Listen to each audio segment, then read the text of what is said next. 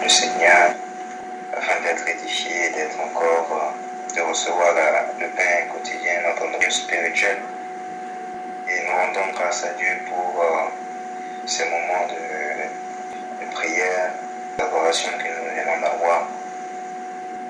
Et nous rendons grâce à Dieu également pour tout ce qu'il fait dans notre vie, dans la vie de frères et sœurs. Se connecter avec nous, nous savons que le Seigneur est dans leur vie, car notre Dieu est fidèle. Et c'est tout est grâce. Nous allons continuer ce soir à dire encore sur le fait d'être comme le Seigneur Jésus-Christ. Vous savez, lorsque nous voulons être comme le Seigneur Jésus-Christ, Seigneur, ça veut dire que nous portons comme encore, on peut le dire, nous portons des chaussures que le Seigneur a portées, a marché. Et cela veut dire que nous ne devons pas, on peut remarquer encore ce que nous faisons, c'est que nous aimons bien le Seigneur lorsqu'il nous bénit, lorsque le Seigneur fait de bonnes choses dans nous. Mais lorsque il y a certaines situations difficiles qui arrivent, qui commencent à arriver, encore on a un autre air devant le Seigneur et sortir de la marche. Nous devons savoir que le Seigneur n'est pas venu venir ici, il n'était pas juste facile de venir accomplir et puis mourir. Il y a des difficultés. Difficultés que, une chose que nous devons également savoir, c'est qu'il n'y a pas une difficulté. Nous ne pouvons pas encore, nous ne pouvons pas passer par des moments difficiles qui seront plus que le Seigneur a. Il n'y a pas. Le Seigneur Jésus-Christ est passé par des moments difficiles et il a dit également passer par des moments difficiles. Et lorsque nous passons par des moments difficiles, cela doit être des moments de difficulté pour nous. Pourquoi? Parce que le Seigneur a été frappé. On a craché sur lui et tout cela. Ça a été difficile. Mais il avait ses yeux toujours levés. Il criait toujours vers le Seigneur. Il ne criait pas vers les hommes, il criait toujours vers le Seigneur. Et après avoir reçu ses coups, encore après avoir reçu ses crabes et tout le reste, il avait ses yeux levés vers le Seigneur. Et cela l'a amené vers la gloire. Pour pouvoir croître, grandir, il faudrait passer par des étapes. Si nous ne passons pas par des étapes, il n'y aura pas de croissance. Lorsqu'on prend le système scolaire par exemple, encore dans la vie, ou encore même lorsque je prends par exemple un enfant. L'enfant pour pouvoir marcher au début deux fois. Ça lui fait mal, mais c'est pour son bien. Deux fois, mais c'est pour son temps. Mais au fur et à mesure, continue, au fur et à mesure. Encore lorsque on prend l'exemple des examens, des interrogations, cela nous réussissons, donc nous allons en classe supérieure. Et c'est encore font partie de notre vie, pas seulement elles vont passer par des moments difficiles encore, ces éléments. Donc, 1 Pierre 4, premier verset, il est écrit la même pensée, car ce qui a souffert dans la chair, afin de vivre non plus selon pendant le temps qu'il lui reste à vivre, accomplir la volonté des païens, manger du bois, les criminels. Aussi trouve-t-il étrange que vous ne vous précipitez pas avec eux dans le même débordement de débauche, et ils vous calomnient. On compte jusqu'au verset 5, ils rendent compte à juger les vivants et les morts. La Bible nous dit ici au premier verset déjà, ainsi donc Christ ayant souffert dans la chair, vous aussi armez-vous nos pensées. Cela veut dire que Christ, si nous marchons comme Christ, encore nous voulons être comme le Seigneur. Christ a souffert dans la chair, nous aussi nous devons souffrir dans la chair. Passer par ces souffrances. Car celui qui a souffert dans la chair en a fini avec le péché.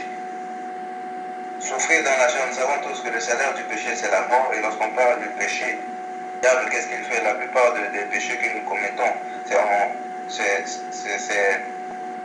le diable vient nous au niveau charnel. Parce que c'est là-bas que nous sommes faibles.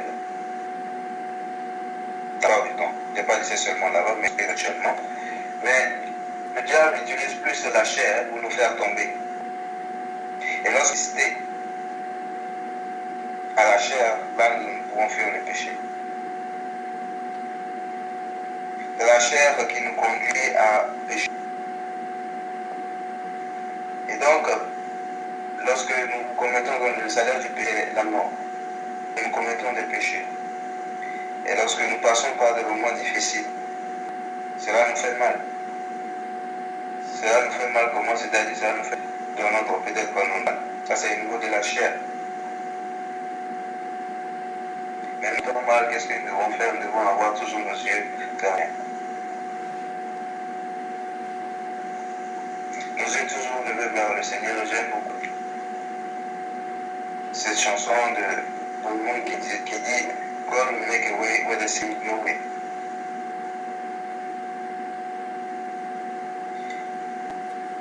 Le Seigneur offre là où il semble ne pas avoir aucun chemin.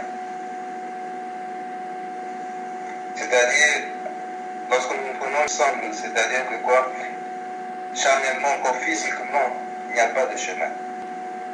Mais parce que Dieu ne va pas accomplir, il accomplit d'abord, il faudrait que nous puissions voir dans le spirituel qu'il y a ce chemin. Mais les hommes physiquement ne pourront pas voir. Il y a toujours un chemin. Et il y en aura toujours, parce qu'avec le Seigneur, il y a une solution. Mais qu'est-ce que nous faisons la plupart du temps lorsque nous passons par des moments difficiles? C'est quoi? Nous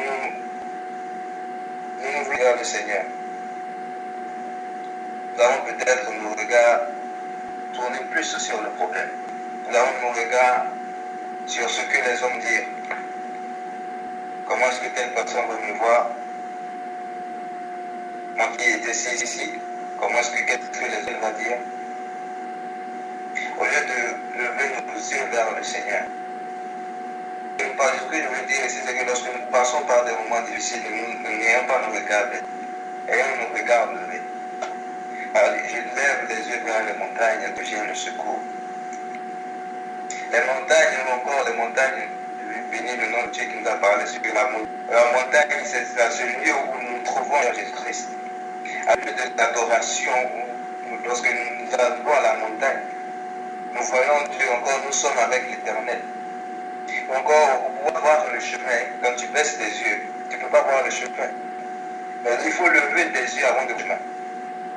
C'est-à-dire que lorsque nous regardons à Dieu, Dieu voit le chemin qu'il y a.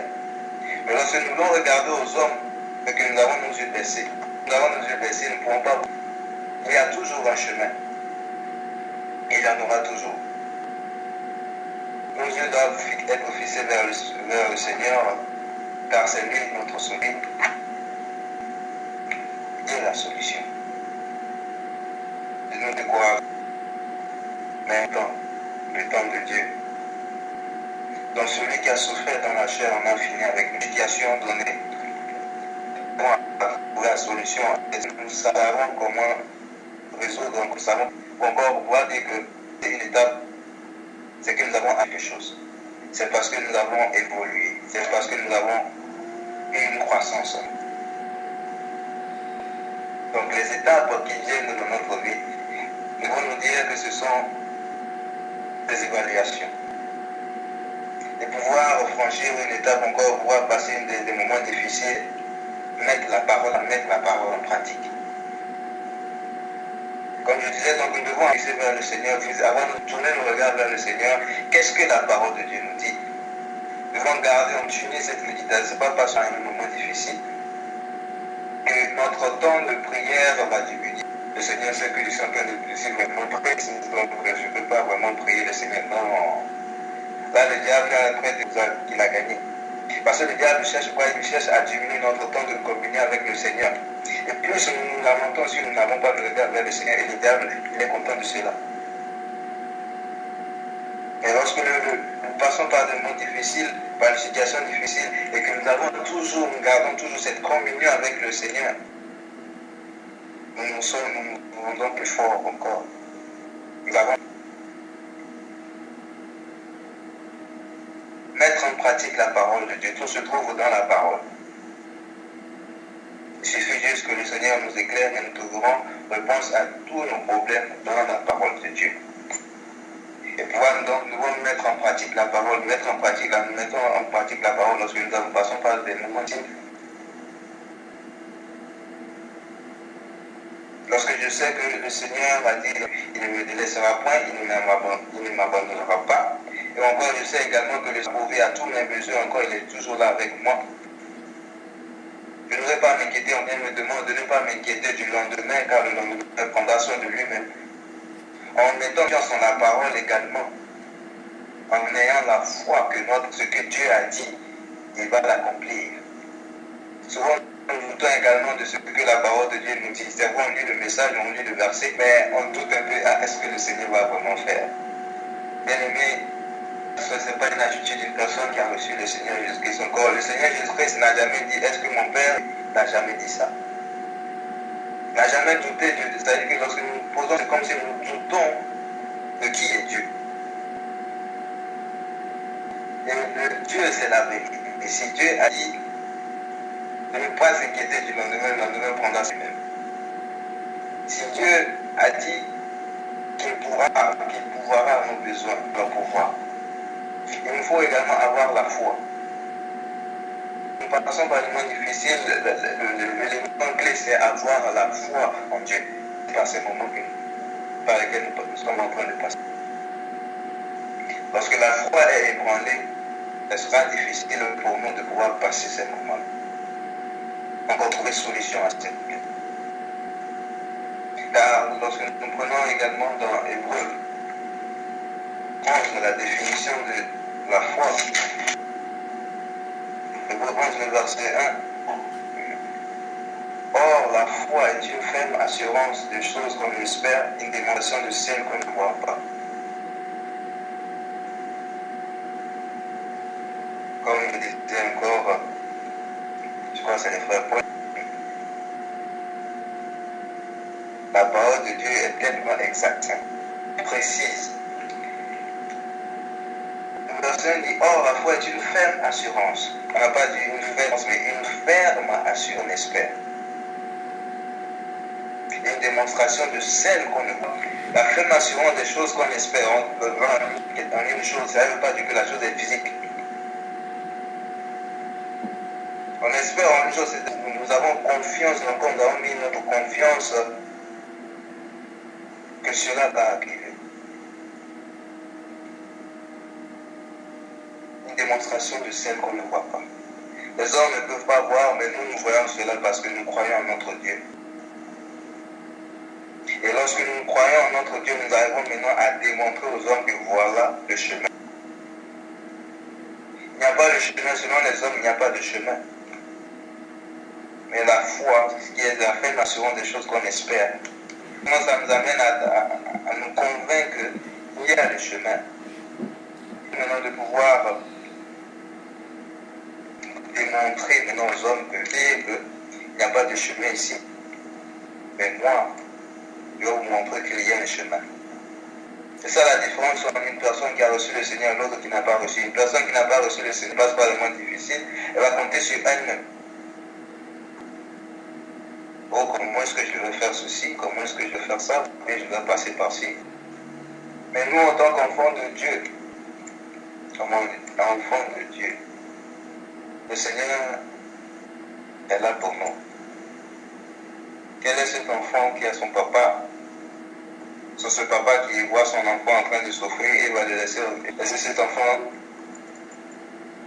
souffrir ainsi. Notre Dieu nous aime, nous devons le savoir.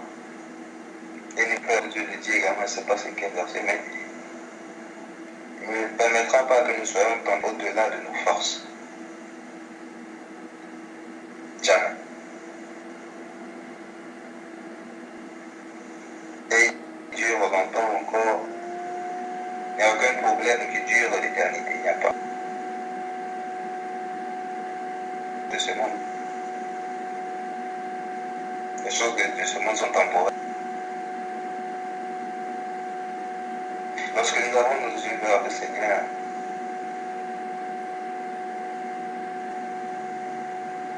et que nous avons la foi, cette ferme assurance, des choses qu'on espère, une démonstration, nous allons trouver le chemin. Verset 13. Aucune tentation ne vous essayez, qui est fidèle ne permettra pas que vous soyez là de vos forces, afin que vous puissiez la supporter. Vous voyez ça? Mais avec la tentation, il préparera aussi le moyen d'en sortir. Dans la parole, pardon, également, on peut périr faute de connaissance. Mais si tu ne sais pas que le Seigneur a dit dans sa parole, tellement les moyens de s'en sortir. Sur quoi vas-tu te fortifier? Comment est-ce que tu vas pouvoir te confier en l'Éternel?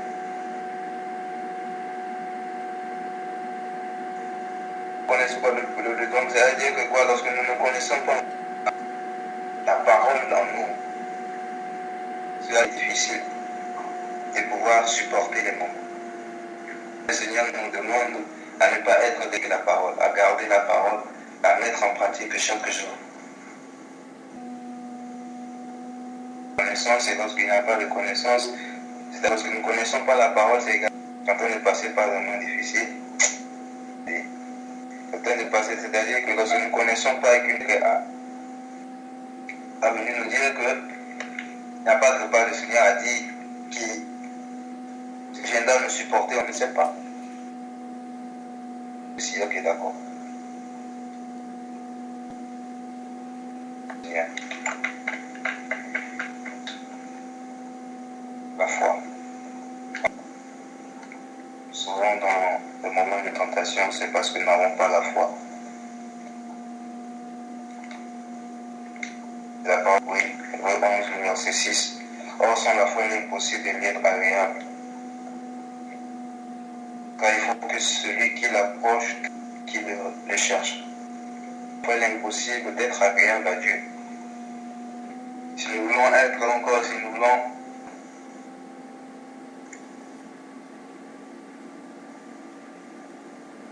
croire que dans son existence, c'est-à-dire de croire que vraiment il y a un Dieu qui est là pour moi, il y a un Dieu qui me protège, il y a un Dieu en qui je trouve refuge, il y a un Dieu qui me fortifie, il y a un Dieu qui va me donner la solution, il y a un qui est mon Père.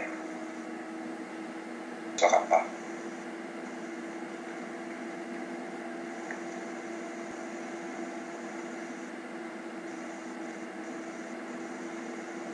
Donc, comme je le disais, c'est dans la chair que nous commettons beaucoup plus de péchés.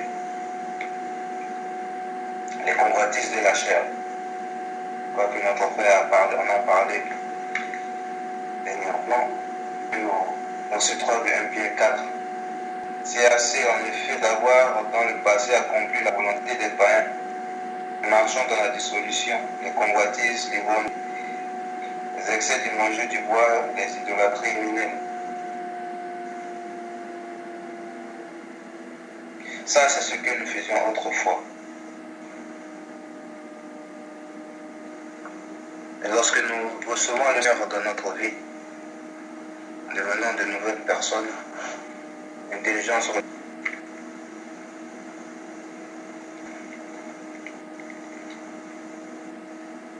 Et on fuir loin du péché, la chair.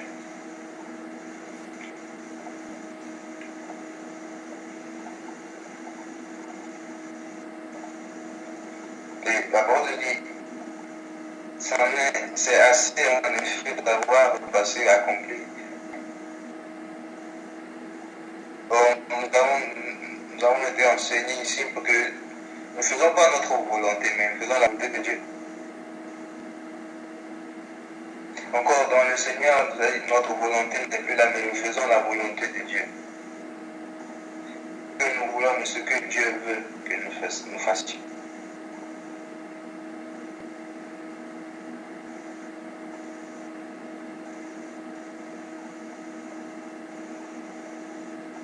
les convoitises, l'ivrognerie, les essais du boire. Convoite, l'alcool, les essais de manger, on est rassasié, mais on ne toujours pas manger. Et du boire. Est-ce que la criminel?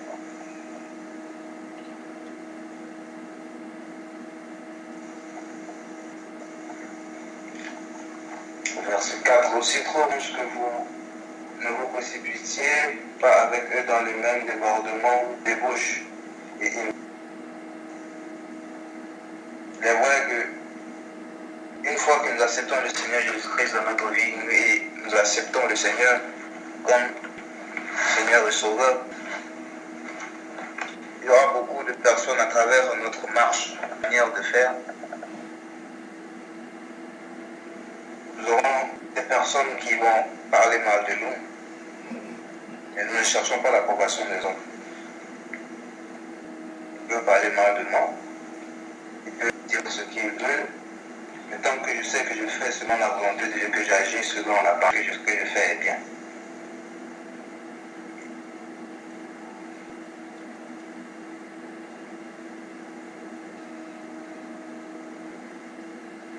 Ils rendront compte à celui qui est des vivants et des morts. Car l'évangile a été aussi annoncé aux morts, afin qu'après avoir été jugés quant à la chair, ils vivent selon Dieu quant à l'esprit. La vie avec le Seigneur, c'est une vie avec l'esprit. Pouvoir marcher avec le Seigneur, pouvoir marcher sur les traces du Seigneur, c'est pouvoir de l'esprit.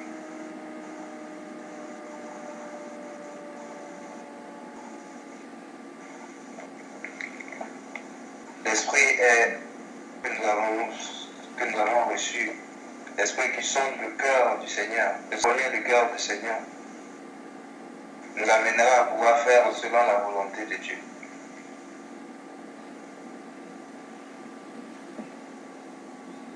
Nous ne pouvons pas marcher ou encore être comme le Seigneur Jésus-Christ si nous ne l'écoutons pas, qu'on ne suivons pas l'esprit. Déjà pour nous montrer encore, pour nous amener, c'est ce guide en fait pour nous. Le Saint-Esprit est là pour nous ramener à encore, lorsque nous faisons quelque chose qui est contre la volonté de Dieu. Le Saint-Esprit est là pour nous dire que ce qui est contre la volonté de Dieu. Le Saint-Esprit pour nous amener à pouvoir connaître la pensée de Dieu. C'est également pour nous amener pour nous enseigner dans ce monde de Dieu. Le Saint-Esprit est là pour nous enseigner, pour nous éclairer sur ce que Dieu veut que nous puissions avoir comme connaissance. Pour nous fortifier.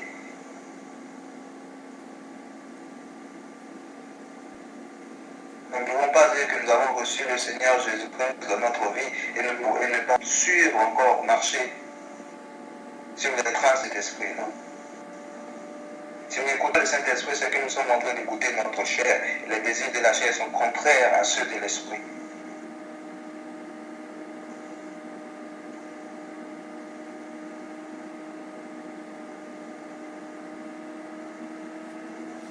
L'Esprit nous a été donné pour un but. L'Esprit est là pour nous guider. L'Esprit est là pour nous. Il nous parle. Mais c'est à nous, encore une fois, de pouvoir accepter de l'écouter, de pouvoir suivre ce qu'il nous dit.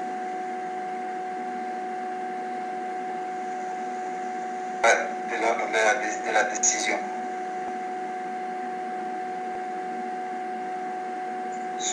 Toute chose est décision.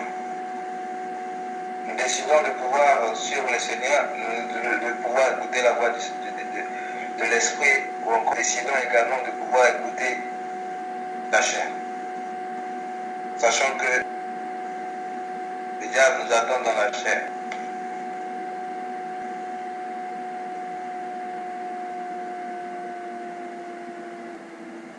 Toute chose est décision, c'est-à-dire cela vient de la décision. Qu'est-ce que nous décidons?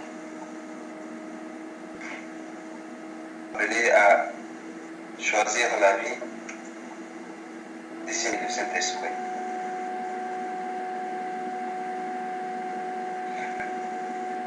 Il n'y a plus de chair. Il n'y a pas la chair. Ceux qui sont arrivés à vaincre la chair pour un peu. S'éloigner totalement encore des convoitises de la chair, encore du péché, sont ces personnes qui sont là.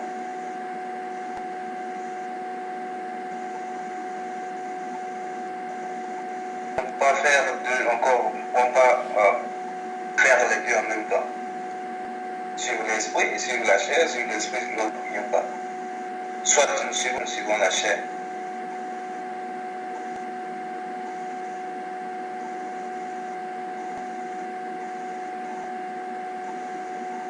Large est le chemin qui mène à la perdition, étroite est celle qui mène à Dieu.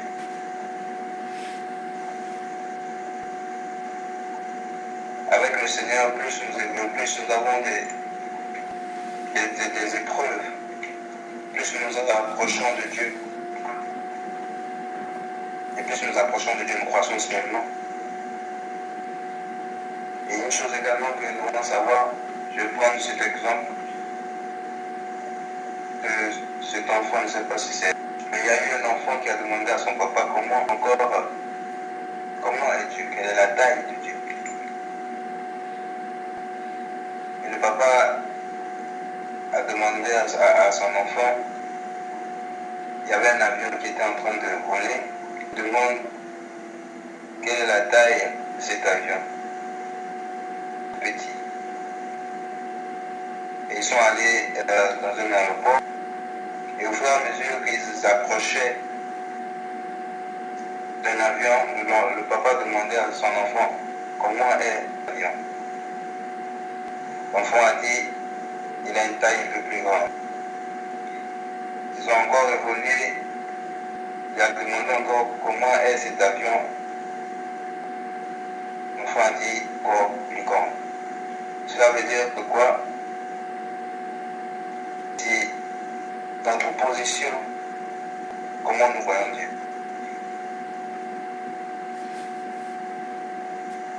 Si nous nous trouvons loin de Dieu, ou encore si la distance, notre communion entre nous et le Seigneur, il n'y a pas une... Nous allons voir Dieu comme une personne avec peu de puissance. Et plus nous nous approchons de lui, encore plus cette communion devient encore de plus en plus forte. Nous voyons qui est Dieu. Et lorsque nous connaissons réellement qui est Dieu, notre manière de vivre, encore notre manière de faire va complètement changer. Parce que je sais encore, je connais cette puce-là qu'il y a en Dieu, encore je connais.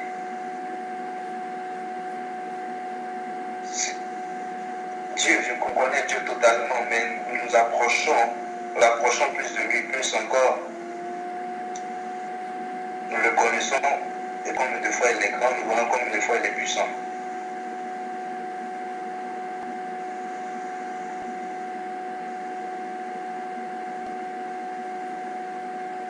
Nous devons chercher à le Seigneur lorsque nous avons la communion avec le Père chaque jour.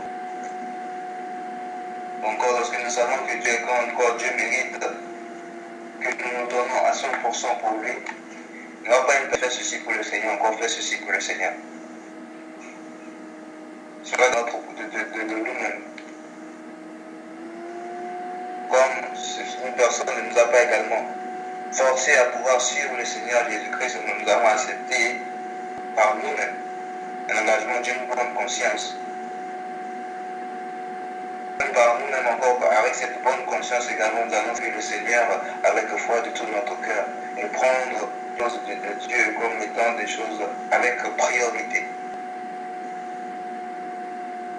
Que cela est la priorité. Quelle priorité nous mettons pour les choses du Seigneur. C'est juste un petit truc, bon. La prière de ce soir, j'ai ceci à faire. Que de pouvoir suivre la prière ou encore je peux faire ceci, que de saluer tout le reste. Quelle priorité donnons-nous? Quelle est la priorité des choses du Seigneur dans notre vie? S'ils ont une petite priorité, nous allons faire passer pour bien. Mais le Seigneur nous demande, encore nous sommes appelés à mettre le Seigneur devant.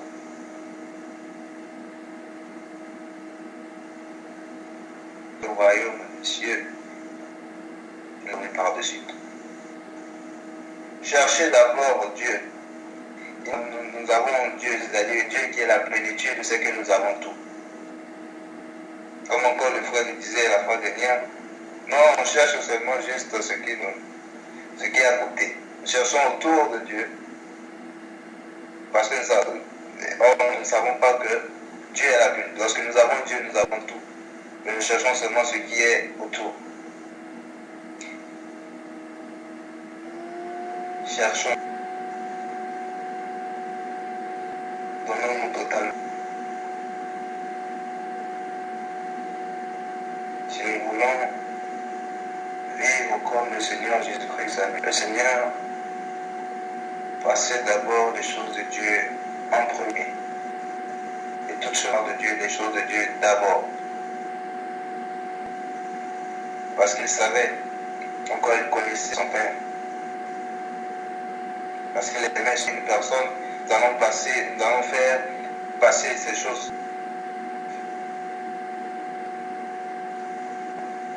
Il demande une chose et que nous avons à je l'aime bien, nous allons faire accomplir la requête de celui qu'on aime en premier avant de pouvoir voir les autres. L'amour. Si nous aimons réellement, nous allons faire passer les choses de Dieu. Servir Dieu de tout notre cœur. Et chercher d'abord Dieu. Nous aimons Dieu, nous aimons Dieu, oui, j'aime Dieu. Est-ce que nous le démontrons? Est-ce que nous aimons réellement?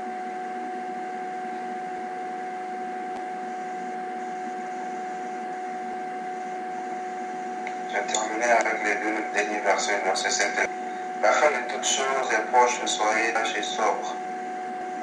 Avant tout, ayez les uns, exercez l'hospitalité. Et verset 7 nous dit, la fin de toutes choses est proche. Soyez donc sages et sobres pour vaquer à la prière.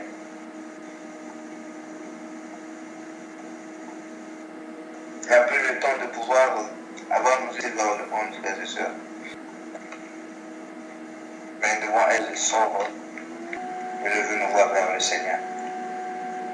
La prière de respiration. Et avant tout, ayez les uns pour les autres une ardente charité, de l'amour, avoir de l'amour pour les uns les autres. Avoir de l'amour les uns pour les autres. C'est pour ça que le Seigneur avait dit que si avant tu te rends compte que tu as quelque chose contre ton frère, laisse avant de t'offrir, laisse ton enfant va régler ce problème avec ton frère et puis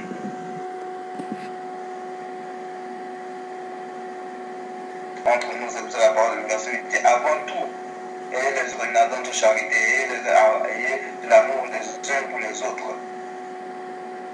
Comme je le disais encore, lorsque nous avons l'amour les uns pour les autres, lorsque nous aimons les uns pour les autres, nous allons pouvoir prier pour cette personne parce que j'aime ce frère. Et en train de passer par ce moment, je pourrais prier encore parce que je vais élever ma voix vers le Seigneur, je vais prier pour ce frère. Mais lorsque nous n'avons pas d'aide encore, il y a une distance entre nous. Je ne veux pas me sentir prier pour ce frère. Lorsqu'il y a l'amour, cela nous amène à, je ne sais pas comment dire, c'est toujours de pouvoir prier pour ce frère, pour nos frères et sœurs. Et l'hospitalité les uns envers les autres. Sans murmure. C'est tel, il est venu, il n'a pas donné encore tel à faire ceci, encore faire des choses derrière, encore murmurer. Non. Si tu ne veux pas le faire, ne le fais pas. Que le Seigneur nous bénisse. Amen.